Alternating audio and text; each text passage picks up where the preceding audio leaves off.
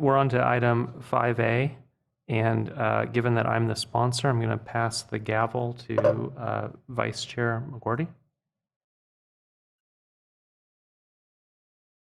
Thank you, Mr. Chairman. Item 5A is discussion and possible action, including approval of direction to staff to estimate costs of contractor to assist assessor in tax rolls catch-up and reserve necessary funds from American Recovery Plan Act allocation. My sponsor is Supervisor Williams. So on our agendas lately, we've been talking about spending. And what's unique here is I think there's an opportunity to work on the revenue side of the problem.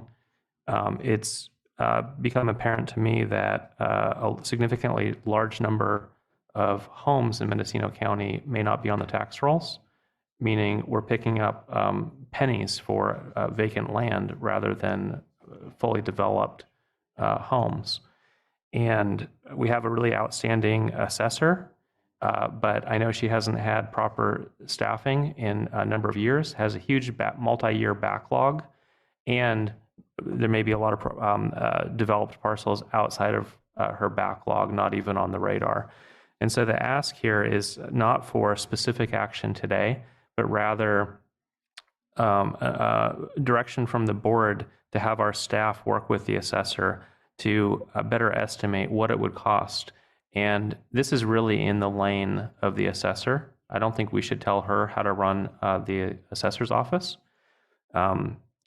So she may tell us that she wants extra help, she wants an outside consultant, or maybe wants to staff up her office.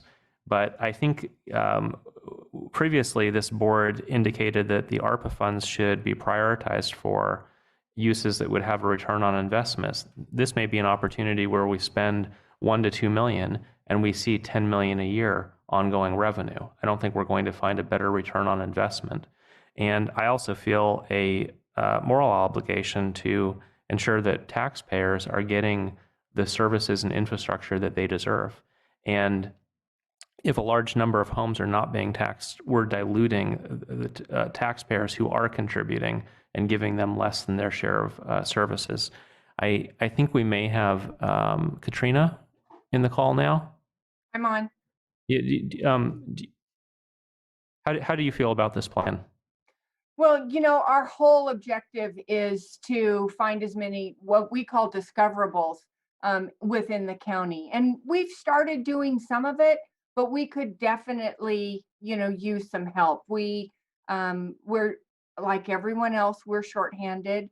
Right now we just received a recruitment for a couple appraiser aides. And thanks to Dan Jurdy, he helped me get that together. And so they will be able to actually assist some of the appraisers. But of course, we're shorthanded in appraisers too. So, we're definitely open to this. We want to discover as many unassessed properties as possible. That's just our continued thing. But because of everything else being shorthanded, we have our new property system. We've been able to do a whole lot of that. So it would be amazing if we could get some extra funding to get this done. And there is a company out there that is able to take our data and put it countywide to see what is unassessed. Because of the election, I haven't been able to research that a whole lot. So, there's different things that I think that we can do to help our people. And isn't that what it's all about? We need to help not only our employees, but we need to help the public as well. And, our assessments go right into the revenue of the county. So, I just can't see how it would not be a win-win solution. Vice Chair, I believe we do have one caller who is a volunteer who helped me with some research in tallying a sample plot to determine how severe this problem may be. Maybe with your permission, we could bring him in to co-present. Certainly.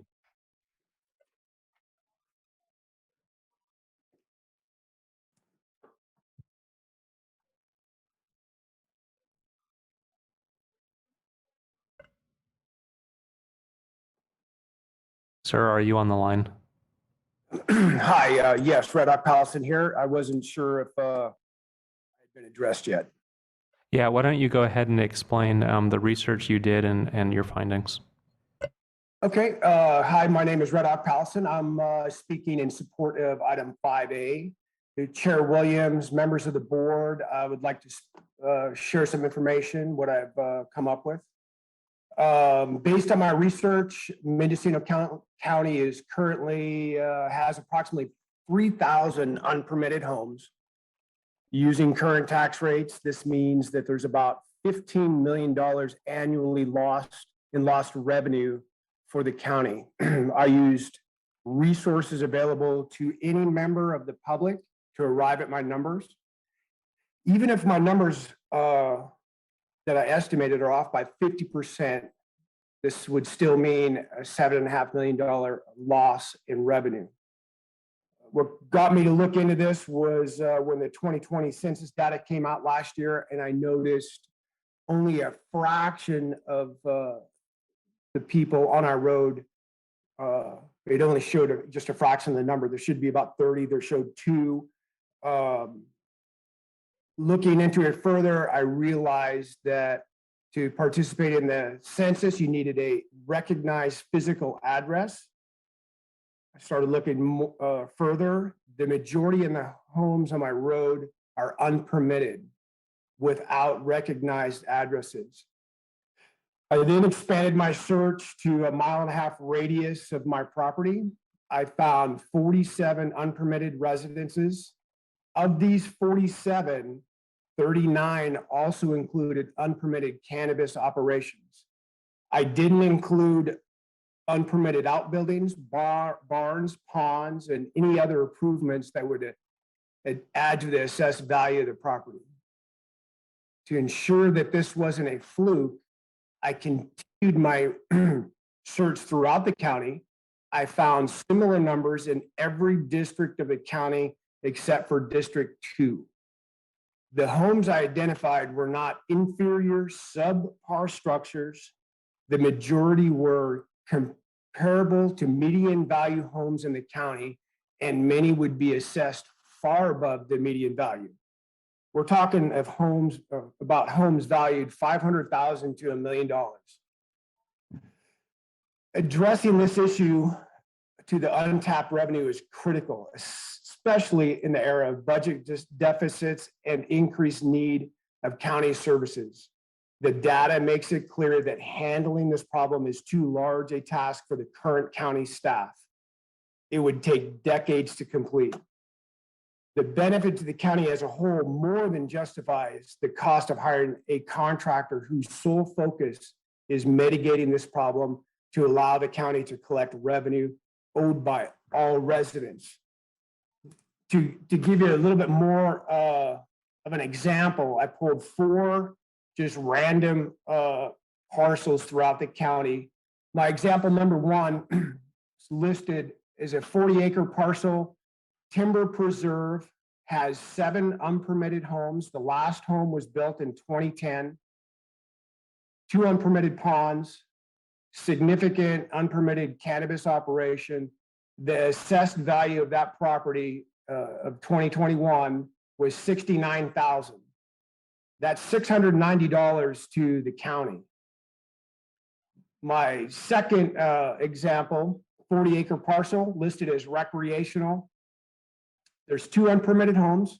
Last home was built in 2014. 3 unpermitted ponds. The assessed value is $46,000. That's $460 of revenue collected to the county. And the third example, 56 acres listed as agricultural, 3 unpermitted homes, 2 unpermitted ponds. The difference in this example, it has a permitted septic, but there's no unpermitted homes attached to that septic. The assessed value is $163,000, is $16,030 to the county. And my last example is a 1/2 acre. It's a residential neighborhood, has 1 permitted home, and its assessed value is 500, 1,000. It's $5,000, $10 to the county. So of my 4 examples, there's one that is fully permitted. It shows the assessed value. The other 3 show all the unpermitted homes that are not being appropriately taxed. So if anybody has questions, I'll do my best to answer anything that I can. Thank you. And to conclude the presentation, I want to clarify that the scope of this item is not about permitting. And there may be structures that are not permitted, but are assessed. And I believe there's a firewall around the assessor's office. And so they may receive data, perform assessments, and cause taxation that doesn't trigger awareness by code enforcement. This adds to the complexity of determining just how many homes may be untaxed, irrespective of whether they were permitted. I think that's all I have. So before we go to questions from board members, are there any questions specifically for Mr. Paulson?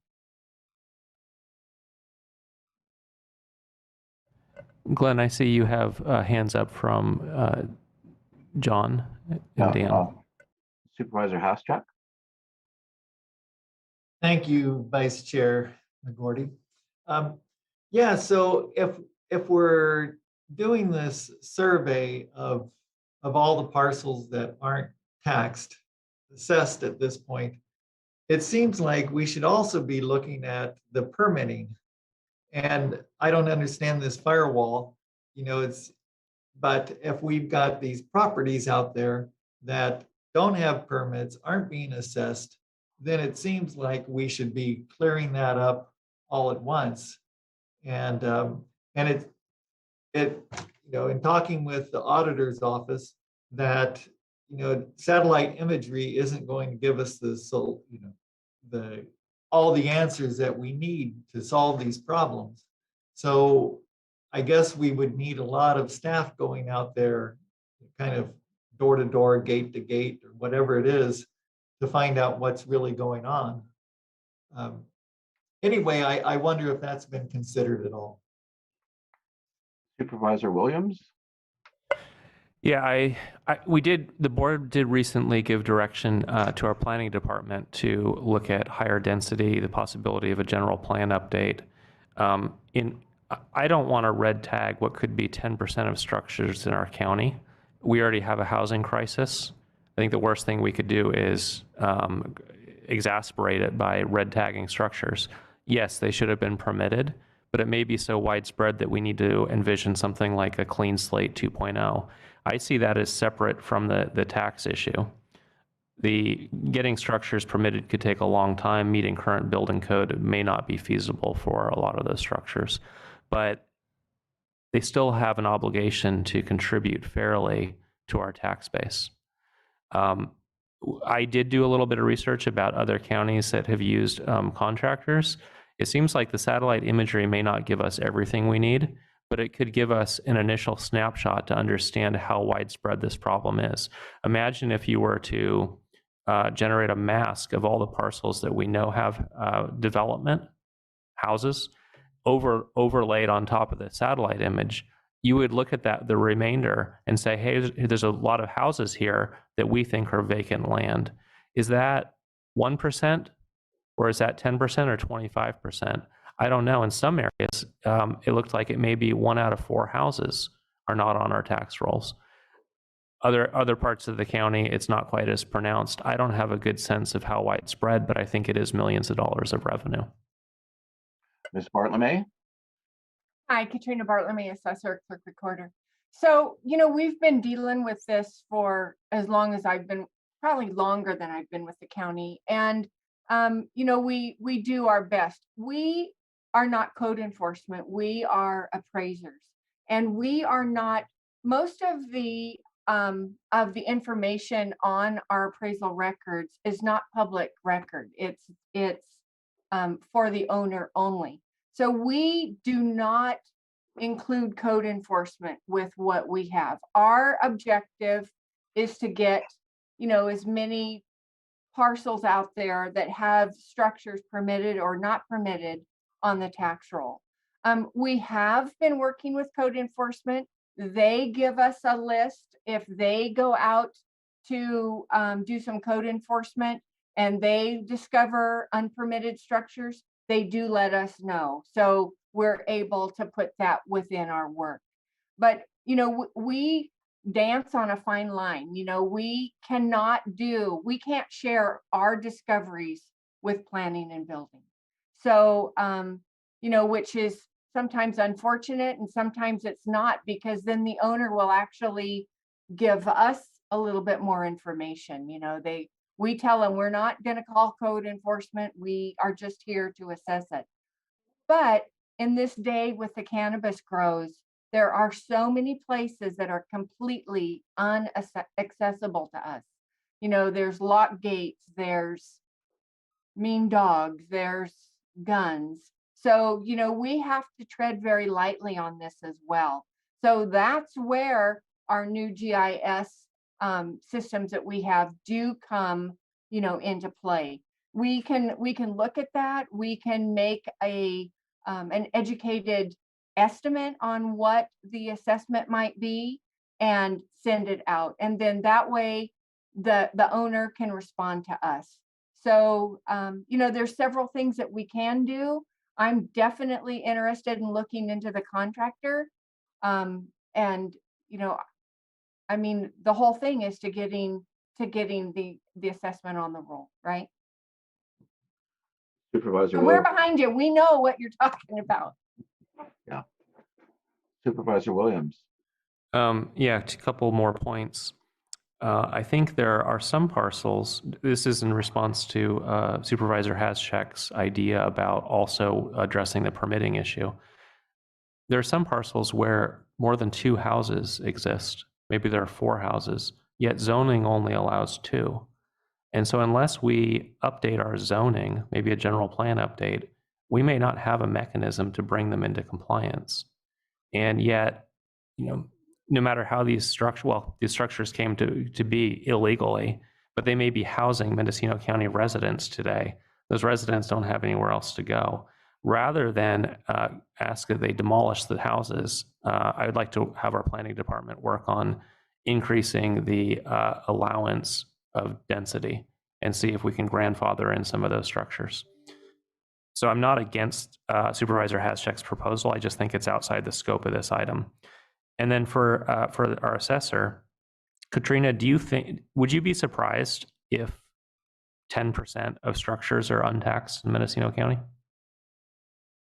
Or what range do you think may be realistic? Honestly, I don't know. I would not be surprised if it was that high. There's a lot of places that are off the grid.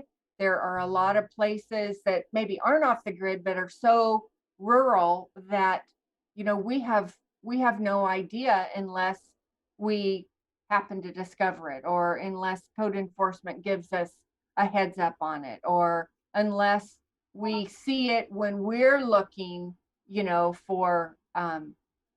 for stuff on our GIS as well. If something's been brought to our attention, the first thing we do is look at the GIS and see what's up there. So we have been able to find some business property revenue through that with the different cannabis grows, the infrastructure and the nicer quality grow houses or hoop houses. So, we've started on it, but we're only at the very beginning of it. Supervisor Hascheck. Yeah, when I talked to the assessor, Bart LeMay, about this, that it seemed like the consultant would charge after they found whatever number of houses or buildings, and then the increased assessment for the county, and then they would take a percentage of that. Is that how the consultant would work?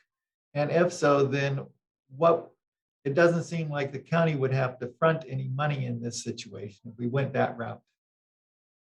I don't think we really, Katrina Bartlemy, assessor, I don't think we really know until we have some time to actually contact different contractors and find out what it is. That's what I've heard, that it's a percentage of maybe the first year's assessment. But until we really have time to do this, it's kind of up in the air. Mr. Williams, do you have any other knowledge of that? Yeah, so You muted yourself. from my research, it appears that is a common scenario. It's also possible for the county to just pay upfront for the research. So what the action that I'm looking for today is a commitment to the assessor to reserve some funds. And I didn't want to ask her to do extensive work putting a plan together, not knowing if the board would support funding it. And so rather than get into the specifics about how we would pay for it, what it would cost, how extensive, I'm looking for general direction to have our executive office continue working with the assessor to bring back a more formal plan. Supervisor Jordy. Thank you. Thank you, Supervisor Williams, for bringing the item forward, and Clerk Assessor Katrina Bartley for investigating this. I think this is a helpful tool, along with the appraiser aid classification. I hope that her department's successful in recruiting for that position, because I think that's a feeder position into people becoming full-fledged appraisers over time. One point I wanted to make sure that the audience was aware of. We all pay our property tax to the county, but about 35 cents, if you don't live in a city, about 35 cents stays with the county, and over half of it goes to the schools. So when people are paying their property taxes, they're largely supporting their local schools, they're supporting their fire districts, or in addition to supporting the county.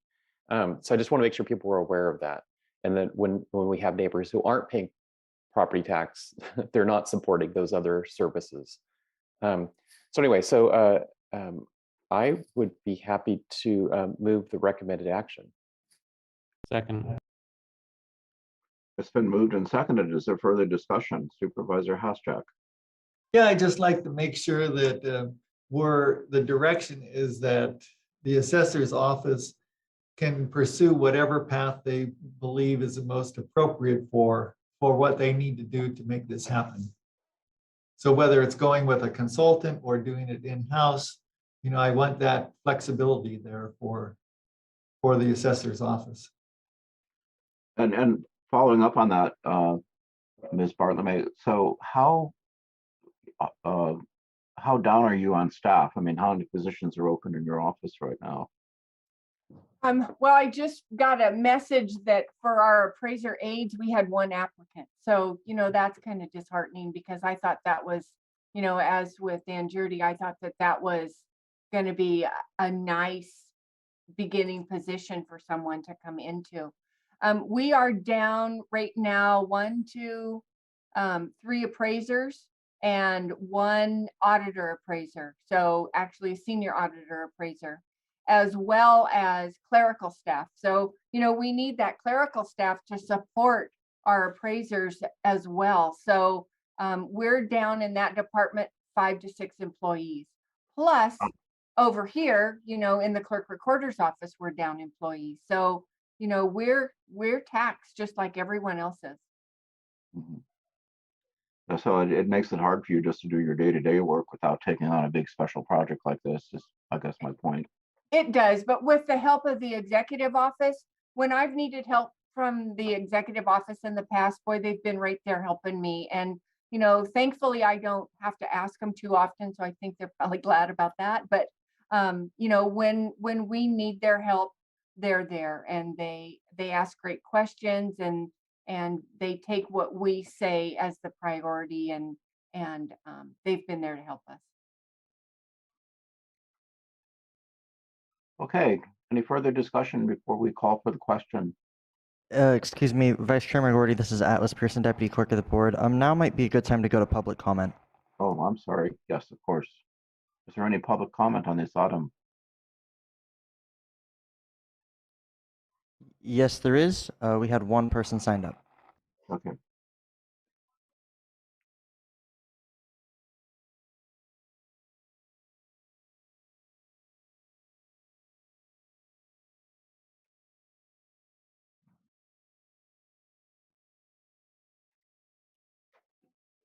First on the line is Ron Edwards. Yeah, good morning. I really need to cry foul on this one. On this item on the agenda, as I was talking about being able to see the agenda, there was no attachment about this presentation. So had I have known that, I would have gathered some specific data to put out there. I mean, this really should be an education program of educating the county and maybe even changing the sign of welcome to Mendocino. It's no longer the forest and the freedom you thought it was.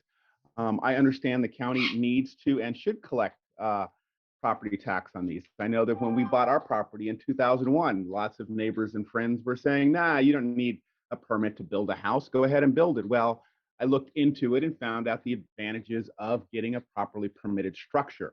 Definitely came at the sale of the property and being able to get financing. I know this may not be a concern to a lot, but you are opening this up with the cannabis program to see what the unintended consequences are when you go down this road.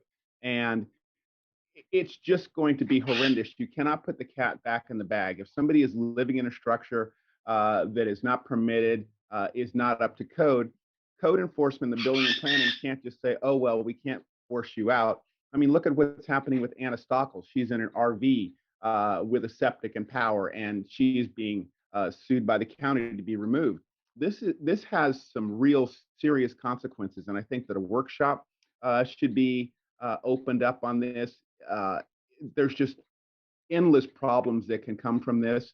Not justifying what the people did, but I think it needs to be a much better approach than just going and using this satellite, because like I said, with cannabis, we're finding out all of the little unintended code problems that happen when you start down this road. And good idea, just really poor execution. And I think the public really needs to be aware of it.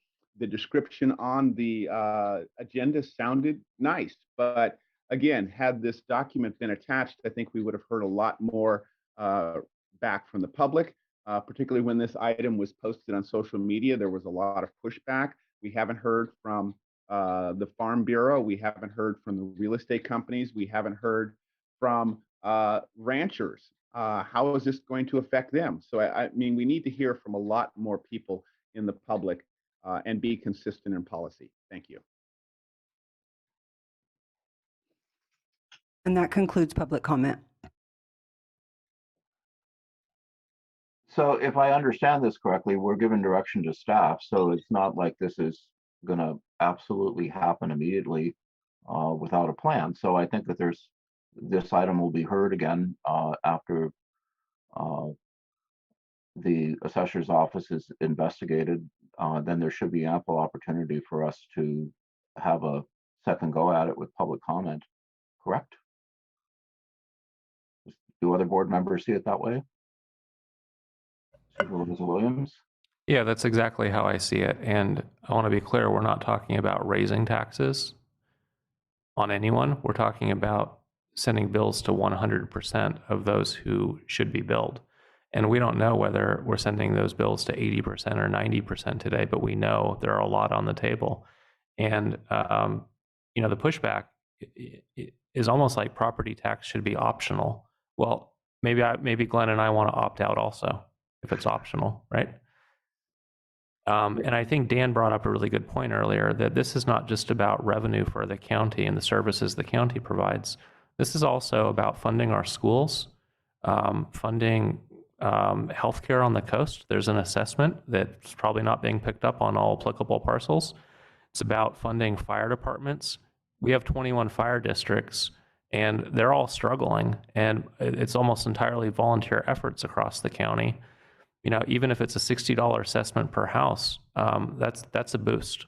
So Glenn, I think you said it well. No action will come out of this other than a plan coming back to the board at a future time. Okay. Ms. Bartolome. Katrina Bartlemy, assessor. And also, we can't really move forward at all until we have staffing. So, that's a big part of it too. We want to be able to get our staffing and get them trained and,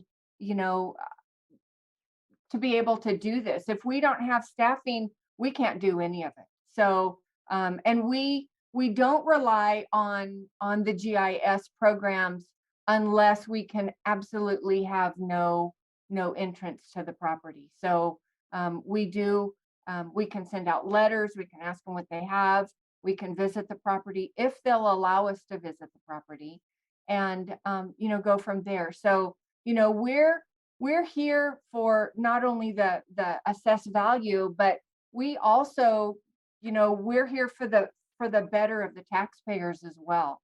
So we deal with appeals all the time. We've got appeals coming in the next couple of weeks. So, hopefully if we do get a contractor, and we get appeals through this, that they'll be able to assist us in that as well. I think that might be a good aspect of the contract as well. So, we have to, by the Constitution, assess everyone for everything that we can within the law, for their structures and their houses and stuff like that. So, we discover properties often, and we wish we discovered them more often, but we can only do what we can do right now with our limited staffing. Okay, so are we ready to call the question? Clerk of the board, do you want to read back what you have? I have the recommended action. Okay. Then I think we're ready for a roll call vote. Supervisor Mulhern, Yes. Supervisor Jurdy, Yes. Chair Williams, Yes. Supervisor Hashak, Yes. and Supervisor McGordy. Yes. Motion carries unanimously. Okay, I'll return the gavel to Chair Williams. Thank you very much. Katrina, thank you for being a partner.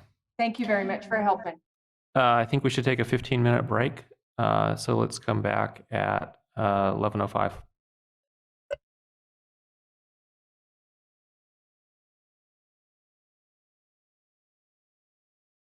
We are in the race of our lives.